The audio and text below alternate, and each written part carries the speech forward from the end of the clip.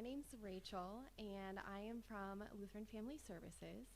And the Lutheran Family Services is a nonprofit in Omaha, and we actually have a variety of locations throughout the state of Nebraska, and we do a variety of different services, mental health services, we do community support, we do permanency, and like I said, I'm with the foster care department.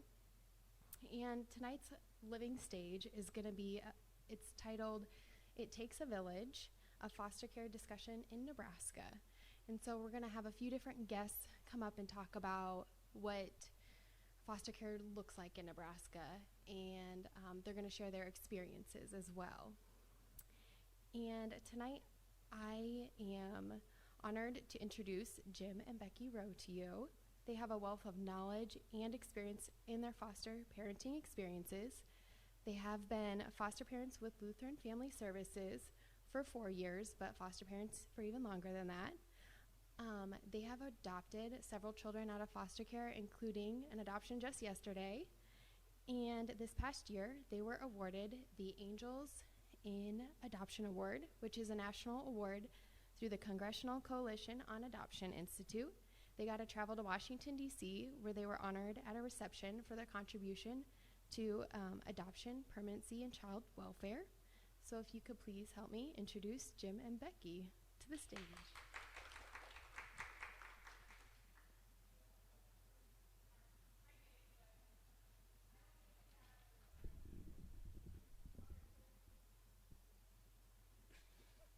Hello? No. All right. Well, thank you for that nice introduction. I'm Jim Rowe, and this is my wife, Becky. And as she said, the program tonight is titled "It Takes a Village," and I'm the idiot. So we're gonna talk a little bit about our experiences in foster care, and we decided to make it as real as possible and share with you the good, the bad, and the ugly. So I'm going to let my wife Becky start off with the good, and I'm the ugly. So she's got a few things to share with you tonight. Yeah.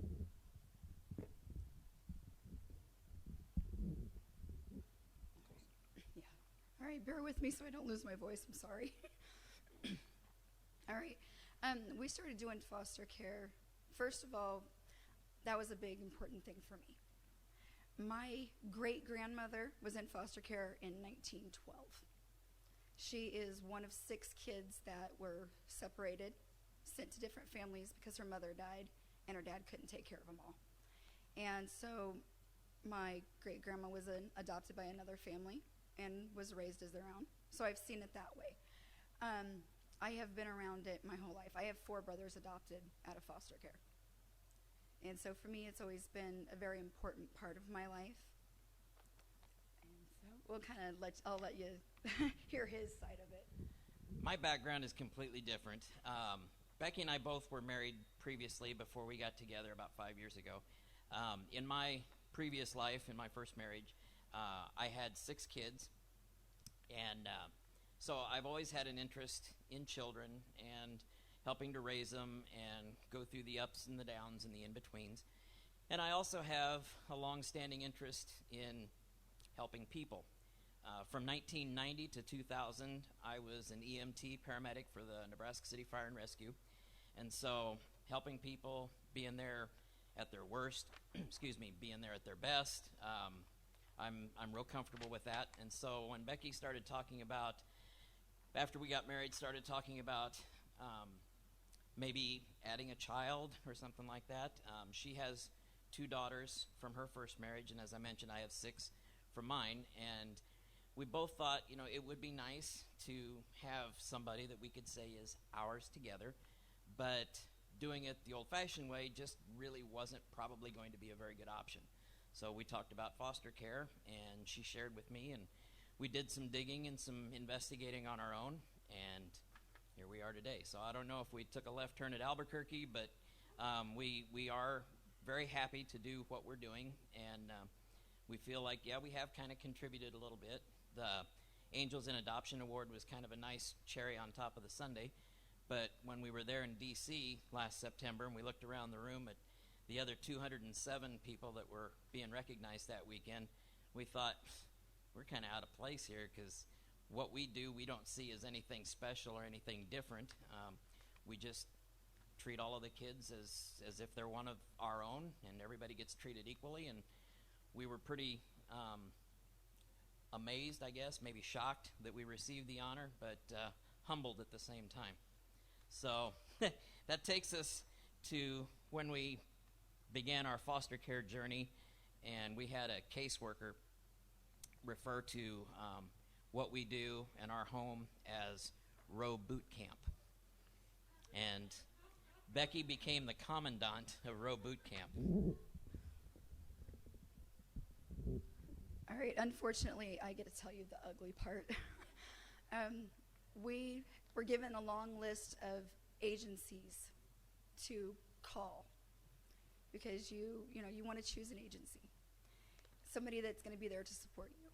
And so I made a couple of phone calls, and I picked, I guess the first one you would say sounded the best. But I didn't call everybody on that list. That was my first mistake. When it comes to choosing those agencies or your agency, your support comes from them. They're the ones that's there no matter what. It could be 2 a.m, and they're going to be there for you. It's just a phone call. So I picked the agency that we went through. I really liked how they did their classes. It was a small class. Now that I look back at it, I wish we would have had a little bit bigger of a class. Then you get a lot more feedback, and you have a lot more. I guess you could. That's what I'm looking for. Interaction. Yeah, there you go. Interaction. When it's very small, you don't get that. And you can't bounce ideas off of one another because they give you situations. Well, if you've never been in that situation, you're going to have no clue. You just kind of fly by the seat of your pants.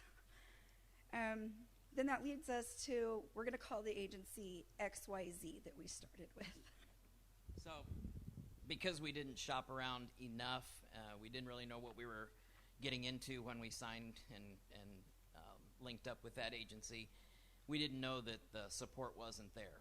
And so agency XYZ they did our training, our certification, and we didn't hear anything. We did do respite for a little sibling pair that we'll refer to as Hansel and Gretel. And they were great kids, no behavior issues at that time.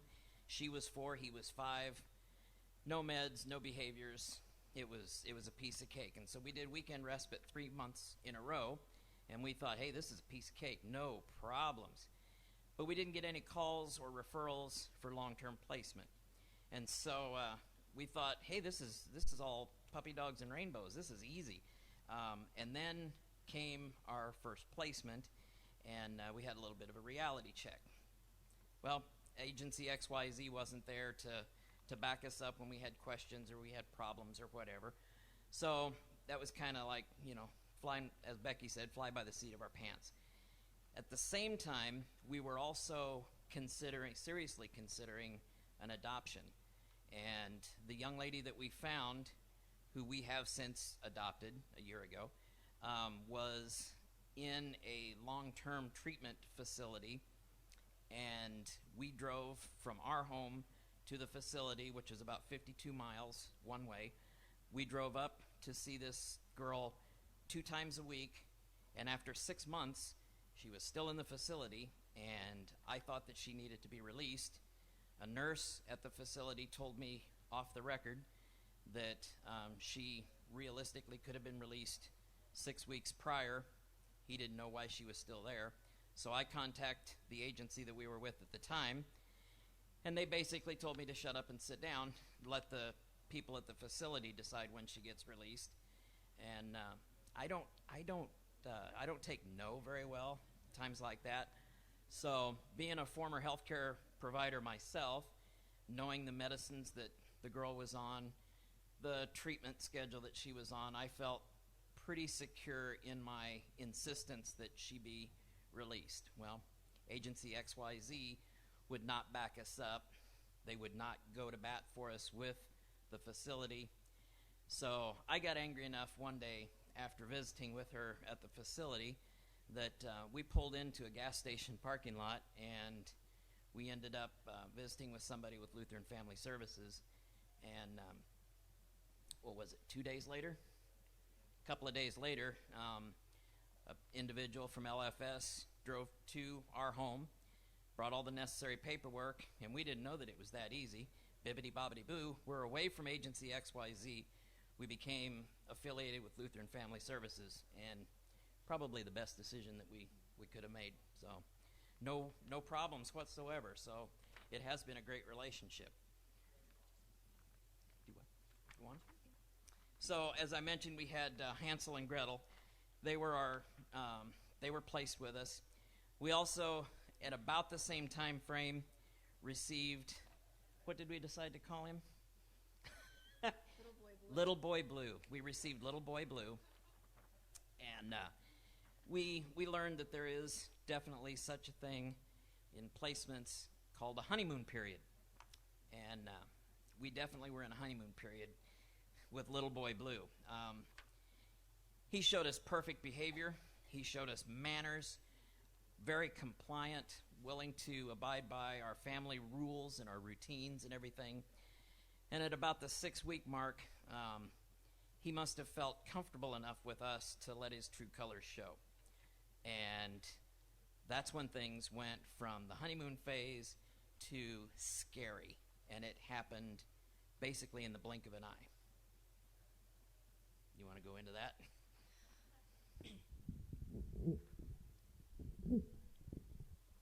We had planned a family outing. We were going to a baseball game.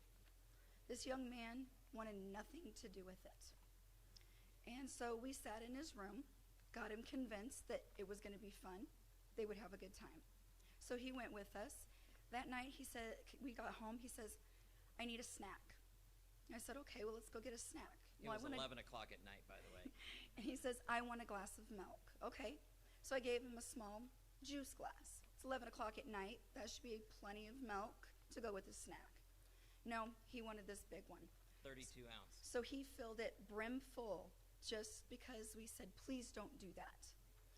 And he took it into his room, which we asked that they not do because they had carpet in their room. And it's kind of a pain to clean. Well, we asked him to take it into the kitchen, and he did not want to. He stood up, took his glass, dumped the full 32-ounce glass on my carpet. While staring her down. Mind you, this young man was 10. He looked at me and he says, now what are you going to do about it? So we gave him a towel and we told him, you need to clean this up. He says, you can't make me. Well, he dropped a couple F-bombs. Yeah, we're not going to go into that one. But he told me, you can't make me. So he put the towel on the floor and I said, just step on it. I did the part of putting it down, just step on it. I said, you don't even have to bend over and pick it up. I will. Now, our son had been on vacation with his mom, and this young man had broke the lock on my my little, I guess, headboard that was in their room. They had this little lock on there where he kept his personal items. Well, Little Boy Blue broke that lock one night, middle of the night, while he was gone, and stole a pocket knife. And he got angry enough at me. He pulled that pocket knife out, opened it up, and held it up to me. Jim here tried to step in front of me, but I pushed him out of the way, closed the door. I wasn't going to allow that one to happen. And he says, well, I'm going to cut you if you come any closer to me. Okay, he's holding this knife shaking, this little tiny pocket knife. And I told him, you're not going to cut me with that. He goes, well, then I'll cut myself. And he holds it up to his throat like this. He's shaking, barely has a hold of this. So I walk over to him. I take the end of the pocket knife, turn his hand, and I take it from him. It was that simple. However, I'm shaking. I'm terrified. So I told Jim, he's got to call the PD. I needed backup. And I called the agency that we had been with prior, and they told me to figure it out. That they weren't going to drive from Lincoln to help us figure it out and let us know when the PD left. So we had a PD officer there, and they removed him and called that agency. And I knew that I could not protect my family. I worked outside the home. And my husband has brittle bones, and so does our son. And I couldn't protect them. So for me, the hardest part was to say, I can't do this alone. I'm going to have to send him away, which to me felt like I failed. After an incident like that, it's very natural to be the Monday morning quarterback, second guess what you did, and that's exactly what we started to do. But we were up, this started at 11 o'clock. We had the police there sometime a little before 1 a.m., and by the time everything had shaken loose and they had removed him, it was getting close to 2 in the morning. We stayed up for a while, and we were just talking, just her and I, what could we have done different? How could we have handled it differently? Should we have actually sent him out? Once everything calmed down, he wanted to stay. Little Boy Blue did not want to leave because he knew that wherever he went could be worse than where he was at the time in our house. And so we're thinking, should we have sent him out? Should we give him another chance? It's a natural thing to do, but if you're in foster care, you can't do that.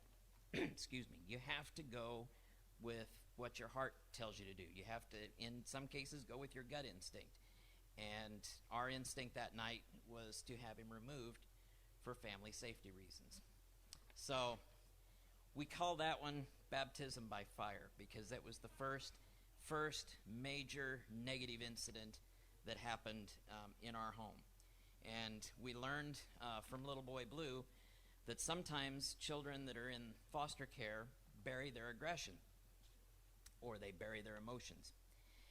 And as the foster parents, we're not the therapist, we're not their counselor, but we have to somehow help them be able to properly and safely bring those emotions out, bring those aggressions, to the surface so that if there is negative behavior, we can help them deal with that in a family atmosphere, in a setting that's supposed to be relaxed and comfortable.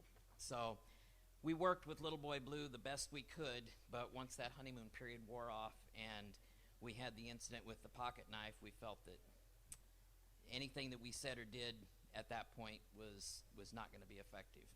So we have, in subsequent placements that have come to our home, and we've had over a dozen in the 4 years that we've been doing foster care, we've always tried to encourage those kids to be themselves, to not hide anything emotion-wise, and that's something that we've done even clear up to present day. And the girl that was in foster care that we'll tell you about in a minute, that we have adopted, we have always told her, if something's bothering you, talk about it, let us know about it. We can't help you if we don't know what's going on. So that's been our experience with helping kids to try to get those feelings out and not stuff them down inside, because then they just boil up and things get out of control. Removal.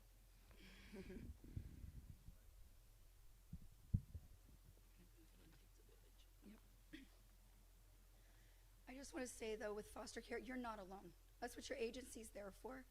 They're there to back you up. When we brought our daughter in, and we brought her in the attempt to adopt her, that was the main reason. She went from, I don't love you, I will never love you, you're not my mom, to being the sweetest, kindest girl that would do anything for anybody. She was that aggressive child, but we had the support from not only our agency with Lutheran Family Services. They were amazing. I called them numerous times. We had support from the therapist and the caseworker. And that team, you have to have that team. I mean, you're not all going to see eye to eye all the time, but you have to be able to find that mutual understanding, because it is all for that child or those kids. And it all takes just a little bit of unconditional love. So not all of the cases that you see are going to be bad. that just happened to be our very first experience. We learned that communication is the key, and has been the key to our success as foster parents. Ask any of the foster care specialists that have worked with us, any of the caseworkers that have worked with us. Whenever there's a doctor appointment, school meeting, change in behaviors, whatever, I crank out an email, and sometimes that sucker is long. What are you laughing at? Sometimes I do admit that I get too wordy, and she reminds me of that all the time. She missed her calling. She should have been an editor rather than a baker. But I do get a little wordy, and the foster care specialists that we've had in the past and the caseworkers that we've had in the past, guardian ad litem, that's the attorney for the children, they have all said, no, don't change anything. Be as wordy as you can. We want all the information we can. Communicate with us. Let us know what's going on, to the point where sometimes they can just cut and paste my emails into their reports and their documentation, which they think is helpful to them, which, okay, that's great. But I found that communication has really been the key to our success. If one of them gets sick, here goes an email, group email out to the entire foster care team. Someone goes to the doctor for the flu or ear infection or whatever. Here goes another email. So we communicate with everybody, and the result has been everybody then communicates back with us. We talk with other foster parents, and they complain about the caseworker that is dealing with the kids that are in their home, or they complain about the foster care specialist with whatever agency they're with. And the common denominator in all of those negative stories has been, well, no, we didn't tell them about this, or no, we forgot to send an email to everybody about that. And so we've tried to help other parents along by saying, your team can't help you and back you up if you don't tell them everything that's going on in your home. So in your foster care journey, it's very important to communicate with your team. Let them know what's going on. They're probably never going to tell you, hey, listen, TMI, guys, too much information. We don't need to know all these details. They're going to take everything that they need, and you'll find very quickly then that the professionals in your journey, the foster care specialists, the caseworkers, the guardian ad litem, they'll communicate back with you, and it'll be a much more pleasant working environment if you do that. Where are we at? There's one thing that we learned real quick in our foster care journey, and that is there are a lot of stigmas, myths, and misconceptions in foster care. The one that probably lights us up the fastest is when someone who doesn't understand foster care in the least says, well, you guys just do it for the money, don't you? Yes, absolutely. For the last 17 months, we've had babies in our home.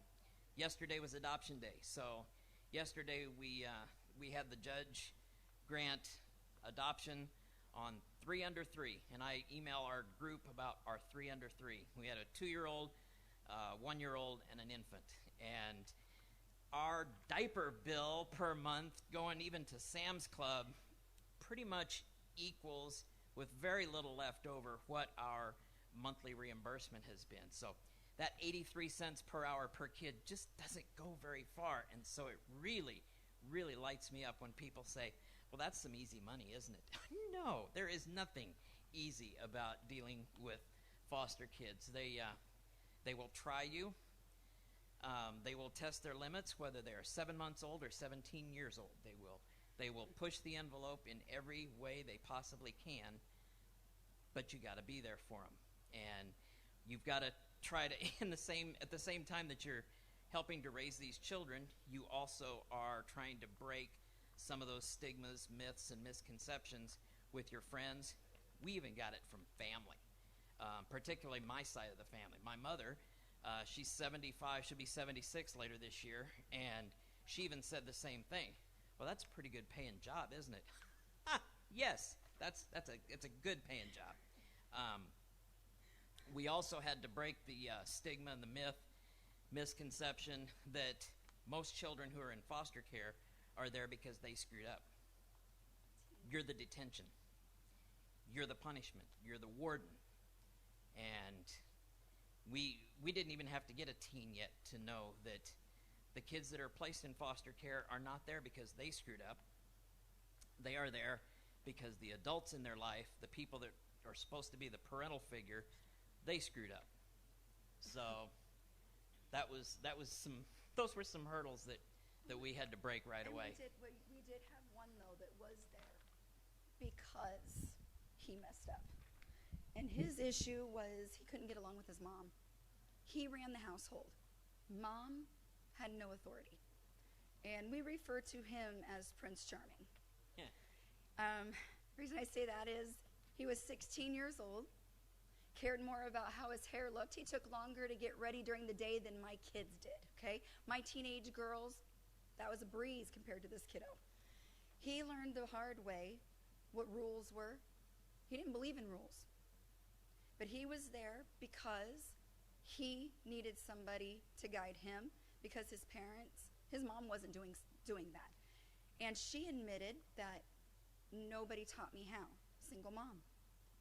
Only child. She didn't know what she was doing. And he acted out if he didn't get his way. So yes, he was sent to foster home to learn how to properly listen to authority. And unfortunately, that's always my job. I'm always the bad guy. But that's okay, I don't mind. So, I mean, it's not all rainbows, but there really are good times. Great times, the hugs. Yeah. Each one of those kids, even little boy Blue, that kid was the funniest kid ever. He had great qualities. But when he got angry or he wanted to test the waters, he tested them. Hansel and Gretel. Just because you think that you don't want teens because they're aggressive, 6-year-olds can be too. That's the way Hansel was. We were asked to take them permanently after their parents' rights were terminated. We had him for 2 years, and I did everything I could to bond with the little boy. But he took that aggression out on women. He'd only had women in his life, and how would we say it? Women failed him, I guess, is they what weren't the consistent problem was. with him. His mom was never there for him, in and out of jail.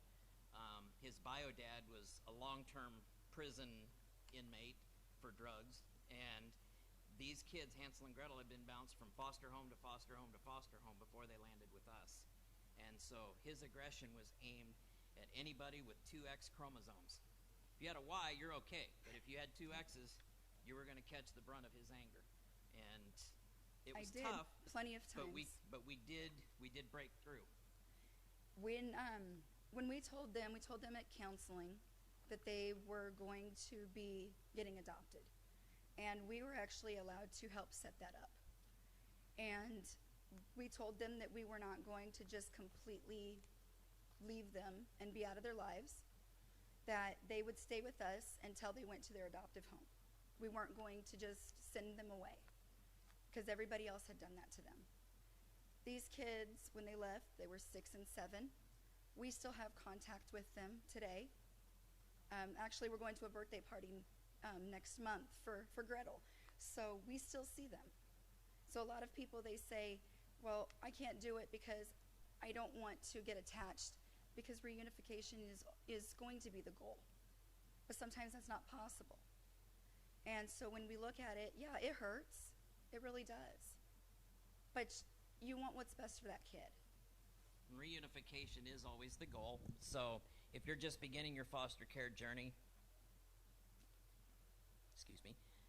reunification is what the foster care specialist, the caseworker, the guardian ad litem, that's what they're going to be aiming for, is to make sure that the parental figures in their life are healthy and stable enough that the children can go back to mom and dad, or mom or dad, or whoever is supposed to have custody of them. That's always the goal. Sometimes that doesn't happen. And there can be times, like what we had with Hansel and Gretel, where You will be asked as a foster parent to consider permanency. You will be asked if this doesn't work out to go back to mom's house or mom and dad's house, would you consider adopting them? So it's not going to happen every time, obviously, but it may happen. So in your training and in your recertification and things like that, periodically you got to remind yourself, the little boy or little girl or sibling group or whatever that's in your home, if they can't go back to their own home, would we be willing to offer them permanency? Would we be able to be their forever home? With Hansel and Gretel, that wasn't going to be an option, like Becky said. But now we can say their names, Annie, Emmy, and Jackson, the ones that we've had, well, Emily is 17 months, and we've had her since she was 2 days old. Jackson is 7 months. We had him since he was 2 days old. Annie is the oldest at 2.5, and we got her the day that Emily was born. So we've had them for going on a year and a half, and their bio mom and dad, it's a small town, and they knew who we were, not because anybody leaked information, but because people see you at the grocery store, they see you at the gas station, or you work with them or whatever, and so word gets around that this is where your children are. And they told the caseworker, who then approached us, Mom and Dad said that they will voluntarily relinquish rights if you guys will do permanency. How long did that take us? 30 seconds. If that.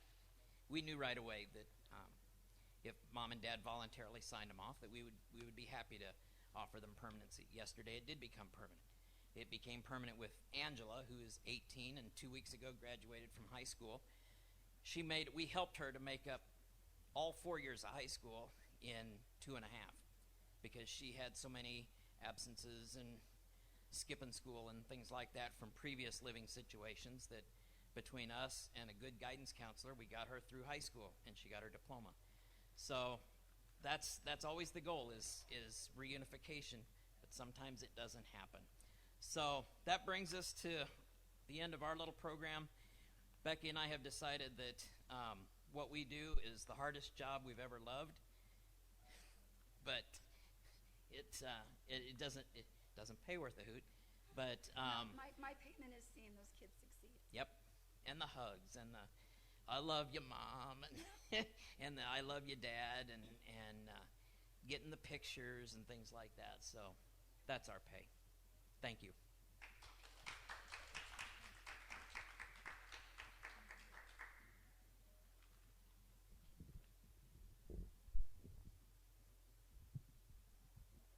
Thank you so much for the Rose for sharing their experiences and their knowledge with us. We really appreciate it. Next, we're going to have Crystal come up. She's our licensing specialist at Lutheran Family Services and give us a little bit more information.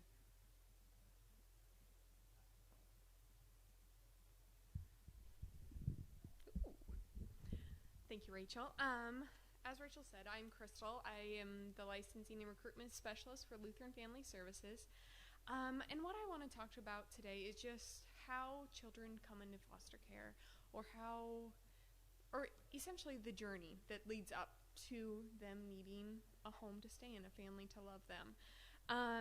So the first part is the reporting part. In the state of Nebraska, everybody is mandatory reporters. A lot of people don't know that. There isn't a magical team that is searching the city for children that seem like they may not be in the best situations. It comes down to people like you and I putting in a call to the hotline, and it's one single hotline that takes concerns for child abuse, child neglect, as well as adult abuse, adult neglect, for vulnerable adults, that is. So it really comes down to our community taking care of its own. And so I plead to everybody that if you ever have concerns, if you ever see something at the supermarket or on your street at home, to just call in, because you never know. It could lead to something, or maybe it's just something weird that happened to catch a glance and it's nothing at all. So it all starts there. So the call's received by the hotline, and from there it goes through a screening process. And the screening process, it has to meet certain criterias, and it depends if it's about abuse or neglect, and it has to kind of go through this maze and it's held to certain standards. But from there, it's either accepted, which means it will then go to an investigation or an assessment stage, or it is not, and then it'll just stay in memory. And I think that's such a huge part for people to know occurs, because history is so important for some of the children that come into us. Because even if it's not accepted, it doesn't mean that it can't build up, and then maybe something gets looked into down the road, and they know that this has been a concern for a couple of years, and they finally have all the information and all the pieces to put together for this puzzle. And it's starting to make sense why maybe this child is struggling in school, coming tired. It's, something was reported just a couple of years ago. Now it makes sense. So, again, if you have ever concerns or anything like that, make sure you call in. It doesn't hurt. It's not like you're going to get punished if something isn't accurate, but it's just good to have that history, protect the children. From there, the things that are accepted, they get assigned. There's 3 categories that they go to. It's either priority 1, priority 2, or priority 3. Priority 1 is those emergency situations. Those are the situations police are usually going out and assisting on, and those are the things that are really about safety. From there, it's kind of declines on the safety factor, but it's still definitely something that needs to be looked at. And in every area, there's law enforcement as well as investigators. They're called initial assessment with the Department of Health and Human Services that go out and do these. They specialize in it. They know what they're looking for. And they have to, again, meet certain criteria to either say this child is safe, conditionally safe, which means they're going to put in a safety plan in the home, or they are unsafe and they need to now find another home. And that's where agencies like Lutheran Family Services step in. If the child is unable to be placed with a family or kin, for instance, that's when we start receiving the calls. And all agencies throughout the area will receive the exact same referrals. I've had a lot of questions coming from people. Well, how do you know if you're going to hear about this kid, or what kind of kids do you have come into your program? It actually is, what kind of homes do we have for these kids that we're getting calls about? So that's the neat thing about foster care, is it comes down to, we build the program. It's about the people that make up our program, the foster parents, and what they feel comfortable doing, who they feel comfortable coming into their home, whether that is maybe younger kiddos, older kiddos, maybe kids with special needs such as medical concerns, behavioral things coming in, or even some maybe mental health and things like that. It really comes down to what we have to offer these kids coming in. So we all receive the exact same referrals, and then we try to do our job, which comes down to best matching. And that is one of the biggest parts of, I think, success when it comes to this. We have to know our families very well, and then we start calling the families that we think could potentially be a good match for these kids. And hopefully somebody says yes, we bring it back to the state and present them with options, and the state ultimately decides. But that's kind of the journey, that from the concern all the way to the placement. And now I'll have my supervisor, the amazing Catherine, come up and speak about how you can become a foster parent, if that is so your journey. Hello, my name is Catherine Spoon. I supervise the foster care program at Lutheran Family Services. So the journey to becoming a foster parent is simple and hard at the same time, I would say. The first step is to just reach out to someone at Lutheran Family Services. Usually that is Crystal, who's our licensing, or you can reach out via email at fostercare@lfsneb.org and just inquire, and then we will schedule a time to come to your home, and it's a very informal meeting where usually it's Crystal, or sometimes it's myself, or even our lead specialist, Rachel, will come out and just talk to you and kind of get a feel of, why do you want to do foster care? What has called you to do this?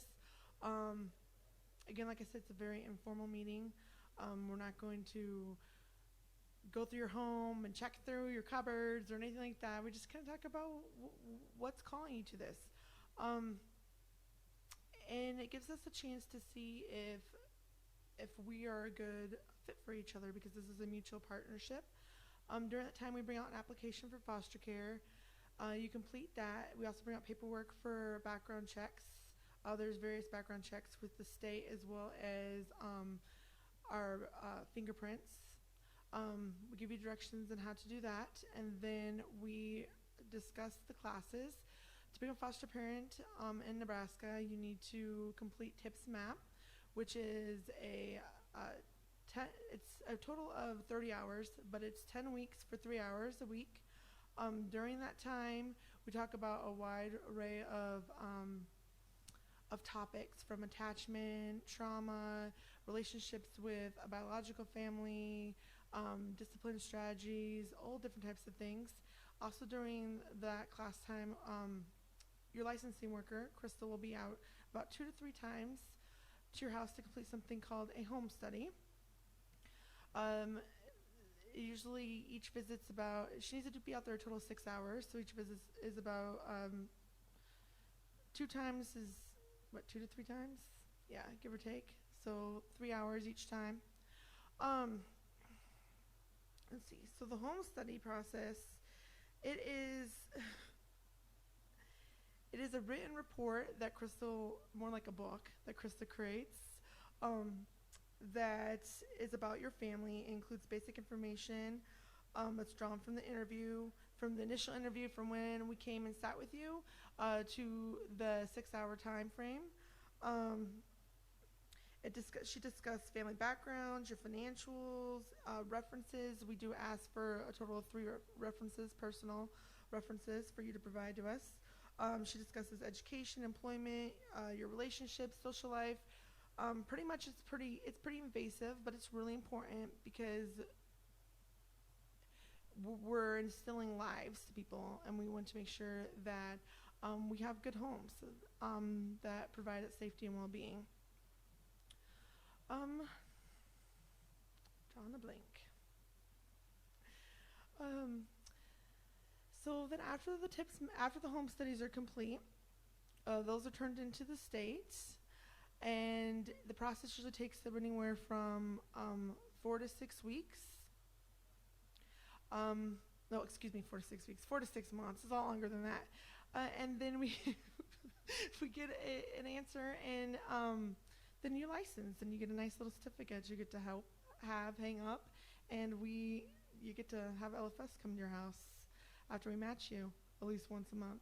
So it feels like a long time, but it actually isn't. It goes pretty fast. I myself, as a foster parent as well, have been for 9 years, and it's been a very awesome journey, which I think is one of the unique aspects of what LFS has to offer. Is a lot of us that are working with our families have experienced foster care and adoption too, personally, whether that's with kinship or being foster parents or adopted parents ourselves. So does anybody have any questions for what we talked about so far? All right, so with that, okay. That's a good question, Crystal. Yeah. So there's always a great need for homes that will take in teens. I think Becky and Jim really summed it up well, that teens are kind of seen as scary, but when given the chance, they're really not. So we always need homes that are willing to take teens and give them a chance and the opportunity to see where it will go, and just be patient.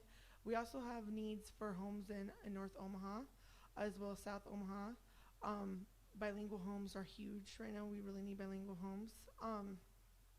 Homes that are willing to take special needs kids, whether that is developmentally disabled children or children with medical needs. There's a high need for that. I think anybody who inquires who becomes a foster parent has something to give.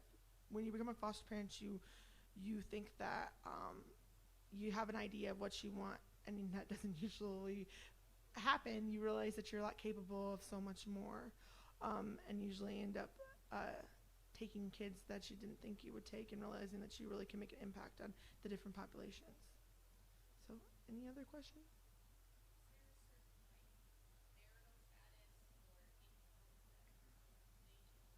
Mm-hmm.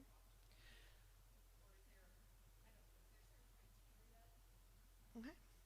So you do not need to be married. You can be single.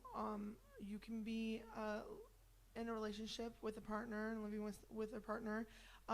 However, both need to partake in the TIPS MAP class. So no, there's not a certain marital status you have to have. As far as financial, you by no means have to be wealthy to be a foster parent. However, you have to be able to take care of yourself on your own income, without that of the stipend that you would get from being placed with a child. Yep. All right. So with that, I will pass that on to Rachel. Were you closing?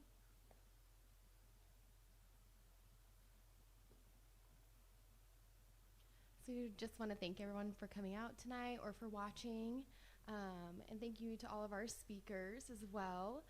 If you want more information, you can, again, reach out to us via email, fostercare@lfsneb.org, or you can Google Lutheran Family Services and read up on us a little bit more.